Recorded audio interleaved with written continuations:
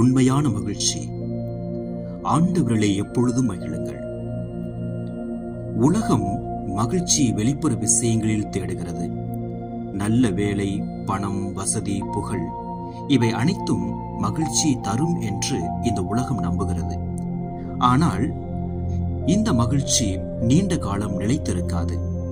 தூய Assisi Francis அவர்கள் மிகவும் வறுமையான வாழ்க்கையை வாழ்ந்தார். ஆனால் அவரது முகத்தில் எப்போது மகிழ்ச்சி இருந்தது. அவர் பாடினார், மகிழ்ந்தார், கடவுளை புகழ்ந்தார். ஏன்? ஏனெனில் அவரது மகிழ்ச்சி உலகத்திலிருந்து வரவில்லை, அது கடவுளிலிருந்து வந்தது. ஒருமுறை அவர் சொன்னார், உண்மையான மகிழ்ச்சி என்பது மக்கள் நம்மை பாராட்டும் போது அல்ல, மக்கள் நம்மை நிராகரித்தாலும் கடவுளை நேசித்து வாழ்வதே என்று.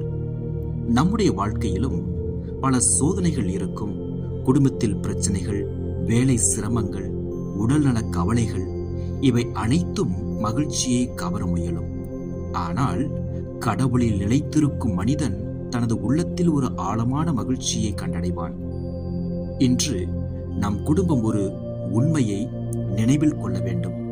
கடவுளோடு வாழும் குடும்பத்தில் மகிழ்ச்சி குறையாது என்பது. நமது குடும்பத்தில் மகிழ்ச்சியை அதிகரிக்க என்ன செய்யலாம்? இணைந்து ஜெபிப்போம்.